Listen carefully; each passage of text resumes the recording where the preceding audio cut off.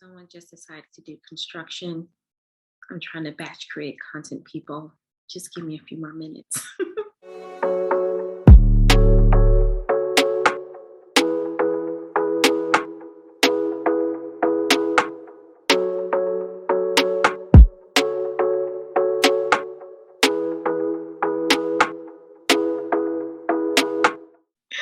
Hi, everyone. Welcome back. I am Dr. Vernita White. I go by Dr. V, and welcome to day 5 of VLOGmas. Yay! Entrepreneur style. And I'm going to keep saying this because you may be new. You may not have seen the first few videos of VLOGmas. So I want you to know that this is entrepreneur style. It is a little different from your traditional VLOGmas.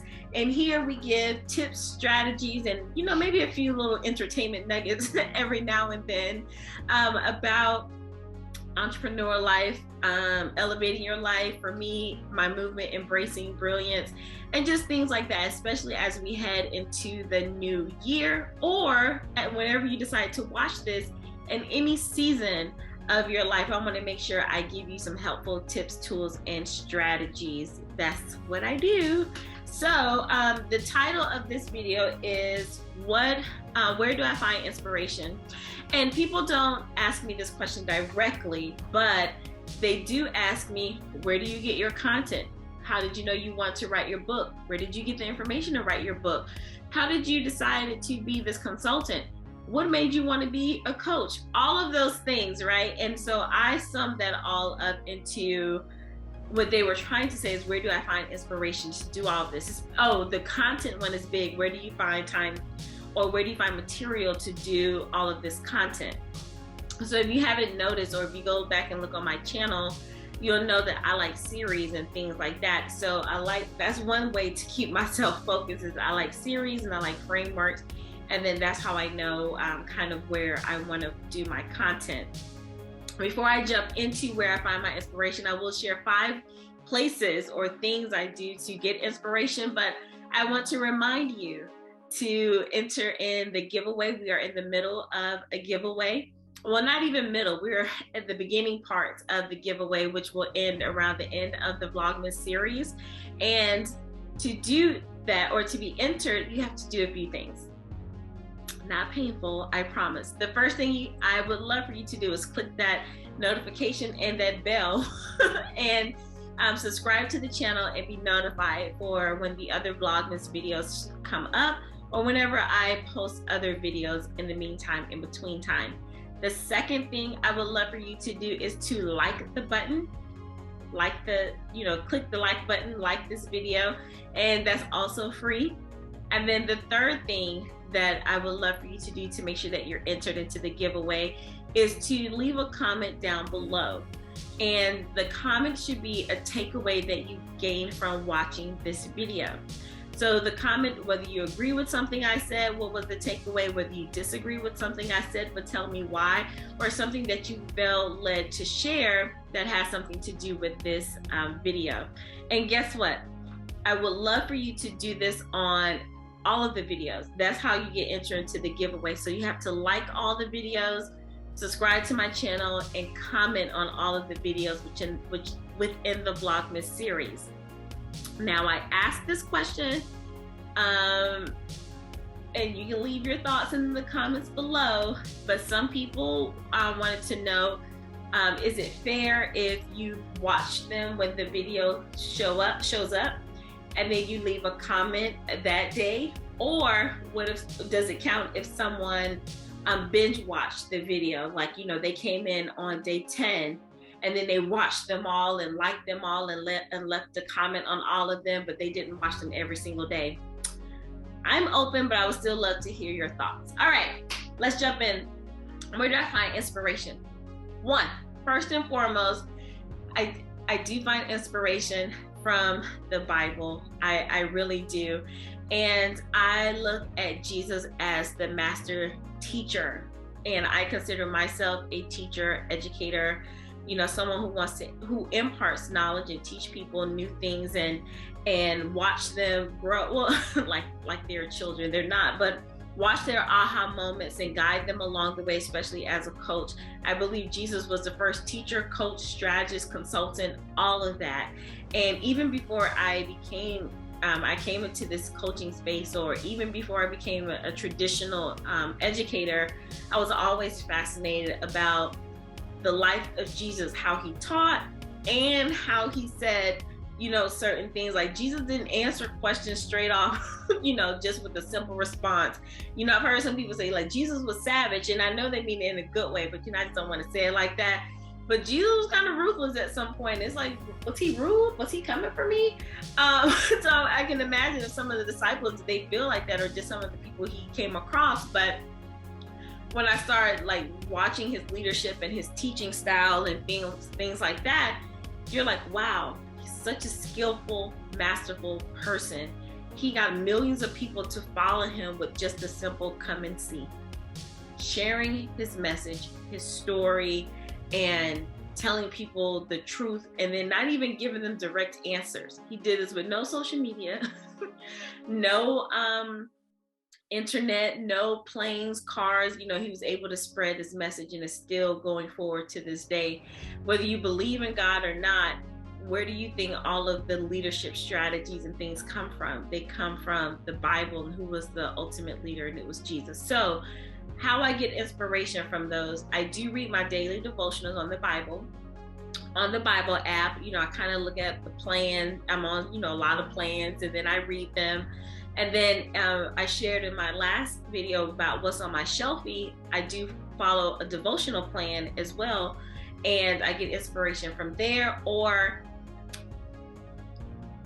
I'm about to laugh because sometimes I just open my Bible, and I literally did that today. I said, okay, what are we doing? And I opened my Bible and said, all right, point me to a chapter and verse. And it really was inspiring. Then I take notes, and I may not always share at that moment what inspired me, but I do take the notes and, you know, kind of see how it fits into what I'm saying. Or if the inspiration comes in a certain way, I remove what I was about to say and then just go with, you know, what is divinely downloaded. And I believe all of us have those moments of divine downloads. It's just a matter of what we pay attention to and what we choose to hear. So I read the Bible, read my devotionals, read my plan, and then pick up some points from there. And then I say, well, how would I think about this? Or how does this apply into what I want to do as far as coaching or consulting, or even sometimes in my e-commerce business, what do I want to share about that? Because sometimes, I think I did a series, maybe it was Brilliant Wellness or Embracing Your Brilliance somewhere on my channel. I'll make sure I link it somewhere. But a lot of this, I was talking about my e-commerce business and some of the inspiration I received from my daily devotionals and things like that.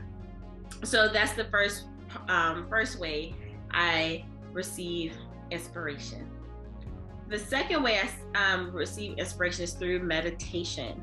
And there are different types of meditations going around, different forms of meditation. You get to decide what works for you, whether you sit still for 5 minutes or where you can do it for 60 minutes. You know, some people can do it for hours and hours on end. It just depends on what your goal is and what you're trying to do. But it's really about being still.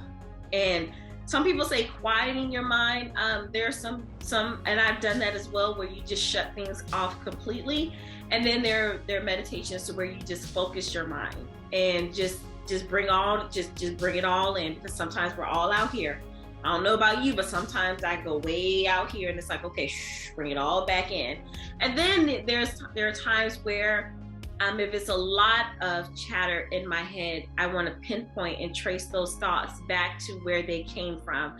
And sometimes journaling helps, but when I sit in stillness, my mind is able to go faster than my hand can write. And I'm like, why does this thought keep coming up? So I just literally go back and trace as far back as I can go and say, oh, it was connected to this incident. So those are different types of meditations that I do. And sometimes when I do them, reading the Bible and really focusing on what Jesus did, literally what would Jesus do, I'm able to come up with, you know, a framework or a strategy or something to share in that quiet time. That's where the download typically happens for me. So it's not like always immediate after I read a devotional plan or read the Bible. It doesn't always happen that way, but it does circle back whenever I'm sitting still and quiet. And sometimes I do them back to back. Sometimes I don't, but I make sure that I do them both within a certain window of time. So that's number 2, meditation. You can do that for any form. Sometimes I sit in quietness, and meditation is a practice. So don't beat yourself up if you can't sit still or you fall asleep. I have friends and clients like, man, I just keep falling asleep. And it's like, well, just keep doing it, because your mind, you have to train your mind, not like, this is not sleep time. So sometimes I'm in pure quietness. Sometimes I have like the meditation music going. Sometimes I have the binaural beats going. And then other times I do guided, especially if I just can't, like, it's just too much. I can't focus my mind. I can't quiet my mind. I can't do anything with it. I go guided, and it's like, okay, take me through this process. Let me see myself in the meadows, all of that with the balloon release. Let me do all of that, right? So I do a combination of those, but you have to know yourself and just keep practicing. May start off with 5 minutes. And then who knows? You don't need that much time. I've done up to 45 minutes consistently before, but I found my sweet spot to be 30 minutes. And then when I'm, 20 minutes to 30 minutes is good for me. So that's where I find inspiration. That's the second way I find inspiration. The third way I find inspiration is through news and social media. Yeah, I don't do this first thing in the morning. I don't scroll or anything like that. But after I finish my morning rituals and then I go into my morning routine, I do start saying, well, what's on social media? And not social media about looking at people, but like some highlights people do, like certain people I follow, like what are they saying? Or what is the news saying in highlight forms? Like I don't sit there and watch it, but in highlight forms, or I look at, I'm on an email list for like New York Times and Forbes and things like that. And they hit you with the bullet points. So I'm like, okay, well, let me see, 1, what's going on in the world so I can be well versed in global issues. And then 2, I see if any of that relates to what content I want to put out, or what videos I want to produce, or what teachings I want to do in my courses, or any type of programs I want to build. So I get inspiration from the news and social media. So it just depends on how you want to use the media. So, and then I do my own research as well, but it's a quick start because we don't have time to research every single thing or be on top of every single thing. I love catch-all platforms. So I don't have to do the heavy lifting. That's just me. So that's where I also find inspiration. The fourth way I find inspiration is through my personal coaches. And when I say personal coaches, I mean like business coach, personal development coach, mindset coach, e-commerce. Well, she's not my coach for that, it's a mentor. But coaches and mentors is where I find inspiration. 1, through the teachings and programs that I'm in.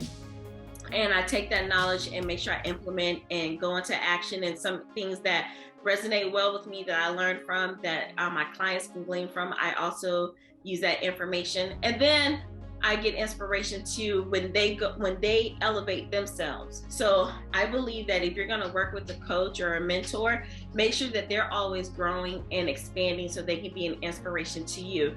So I know sometimes it feels good, when the teacher surpasses the student. In a certain way, yes, that is good. I know when I used to formally teach, like in K-12 and higher ed, and when my students finally got something and they didn't need me, it was like, yes.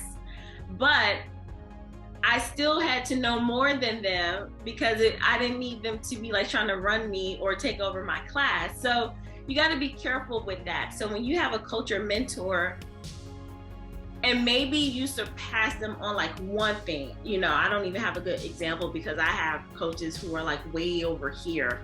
But I do have some friends who've invested in coaches. Like one example, she went to work with a coach.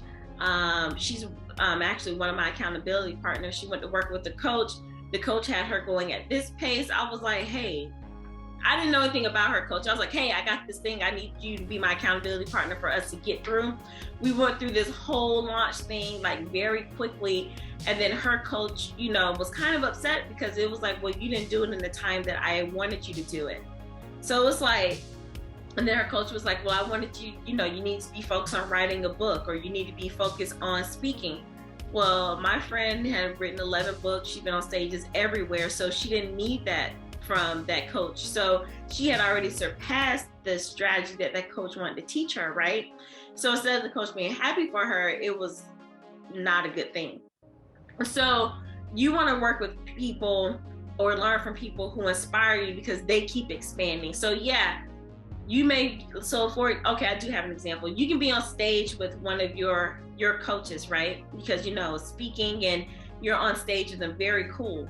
But then your coach goes to another level, and this is a real example. They're doing retreats with people who are making 7, 8, 9-figure incomes, and they're hosting retreats like that. And you're like, we may have been on the same stage, and you, I mean, you're never going to be like that person, but you can be right there with them because they taught you everything that they know. But then they keep elevating, and that's your inspiration. So I hope that makes sense. So that's where I find inspiration. You know, I look at my coaches and mentors, mainly my coaches.